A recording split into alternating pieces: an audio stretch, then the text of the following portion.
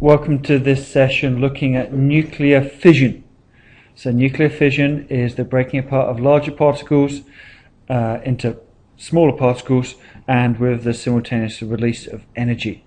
Nuclear fission is the driving force of the nuclear power stations we find around the world, and so understanding it has a huge application to real world events. I'm going to look at a number of different sections or different ideas about nuclear fission, and to start off with I'm going to think about what's actually happening and considering the nuclear equations which are related to it. So how nuclear fission works is if I have some uranium. Uranium is a fissionable atom, and what happens is that if in this case a fast neutron bumps into the uranium, it causes it to be unstable, and in that instability, as we see here, causes the particle to break apart into two smaller fragments, and there's also the release of additional neutrons. So that's kind of a graphical interpretation of that. If we look a little bit closer, what we're saying here is that if we have uranium in this case and it's struck by a neutron, it causes it to be destabilized and produce further fragments. Most important thing here is that further neutrons are released, and these further neutrons allow for more decays to take place. So starting off what is known as a chain reaction.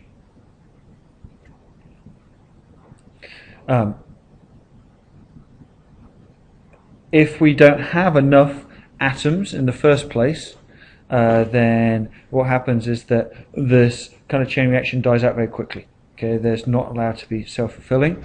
But if there is enough matter, then that means that there's enough atoms, so when the neutrons are released, more decays take place, and this goes on and on and on and keeps on self-consuming, and that's known as self-sustaining, and that there's something known as a critical mass, the amount of fissionable material which is needed for the reaction to be self-contained. I'll give you another example, this time less diagrammatical, more thinking about the nuclear equation. So this is just another different example here.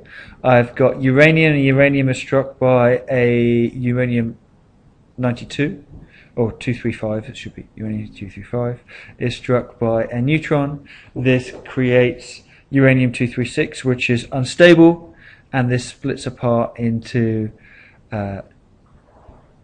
two further different elements, and two further neutrons are released as well. And we can see that this always works because if we look carefully, we'll see that the number, the atomic mass and the atomic number, the total is consistent through each one of these steps, and that's something you've always got to be aware of. Energy per nucleon versus the atomic number.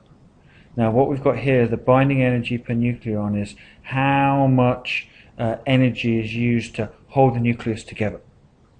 And what that means is that we find the curve peaks at number 26. Iron has the largest binding energy per nucleon, so that means it's the most stable nucleus.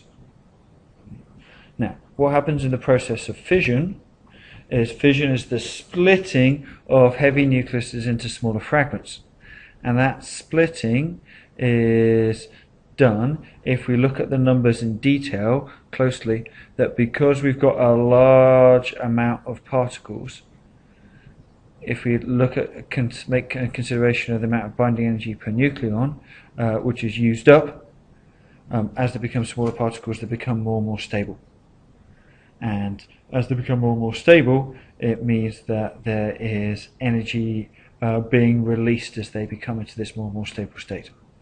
So let me take you through an example question which links together this graph and some hard numbers. So And we use the binding energy curve to predict the amount of energy released when uranium-236 undergoes fission into krypton and barium fragments. Okay. what I need to think about to start off with is the binding energy of uranium-236.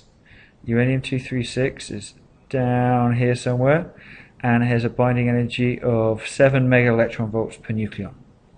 There's 236 nucleons, so that's the atomic mass. So the total binding energy is 1,652 megaelectron volts. It should be a V. The binding energy of barium, 141. Barium is 141, which is about here. It has a value of about 8 megaelectron volts, and that comes up to a total value of 1,128 megaelectron volts. And then we have krypton, 92, which again, looking at the numbers, I find that I have a binding energy of 754.4. Now, if I consider the change in states now, there's a general gain in binding energy. If I should say there's a kind of a loss in binding energy. If I look at the total binding energies of my final two products, and I subtract the binding energy of my first product, there's gain in binding energy. So now I'm going to talk about how we can use this binding energy curve to predict how much energy is released when uranium-236 undergoes fission to krypton-92 and barium-141. Now, the key thing here is using the binding energy to work out, or this graph, to work out how much energy is required, how much binding energy there is in total. So the binding energy of uranium-236 is just 236 times 7, because it's per nucleon, and it's megaelectron volts. So they're 7 megaelectron volts per nucleon. Then if I look at the binding energy of my products, I've got, for the barium-141, it comes out as 1,128 megaelectron volts, and for krypton-92 it becomes 754.4 megaelectron volts. Now what I'm going to do is I'm going to look at the gain in binding energy. So remember, if we're gaining bonding, that means that we're going to be giving out energy. Okay, it needs energy to break bonds.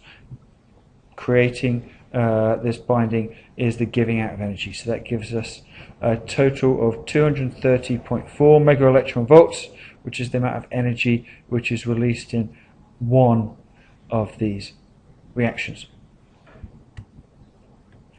How this is used. Now, these kind of things are used in power plants. What we have is that we have nuclear fission power plants, and what they do is that they allow the nuclear fission to take place, and that energy is released as heat. That heat is then used to heat up water into steam. This steam then drives a turbine. The turbine will then cause a generator to rotate. That rotating generator produces electricity, which can be utilized by the world outside. The steam is then cooled down and condensed back to water again for the process to take over. Now, one of the most important bits here is that inside the reactor vessel we have these things called control rods. Now, control rods are materials which absorb or slow down some of the neutrons. Now remember, the neutrons are the reaction starters. So if you reduce the number of neutrons, it means it will slow down the number of reactions which are starting. So therefore you can control and moderate the overall temperature. It doesn't get out of control and explode. Now these control rods are really important. Examples of this are cadmium and boron. And what they can do, and you can see in this diagram, is that they can be lowered into a place where reactions are taking below, and by lowering them, it allows us to control temperature and control the nuclear power station. I suppose is the key issue there. It's quite interesting, and it's something just to be aware of. It's quite an important thing to be aware of, that fuel rods are often made up of uranium-238 and uranium-235. Now, as it happens, fast neutrons are more likely to interact with uranium-238. However, Uranium-235 is fissionable, so that means it can keep on going, and so this is more likely to be take place with slower neutrons. So we're likely to put control rods in to pick up or slow down the fast neutrons, so therefore uranium-235, which can be practically used, is what is being caused the nuclear reaction and energy to be released. So there's a whole host of ideas about nuclear fission and how it can be applied, and some maths relating to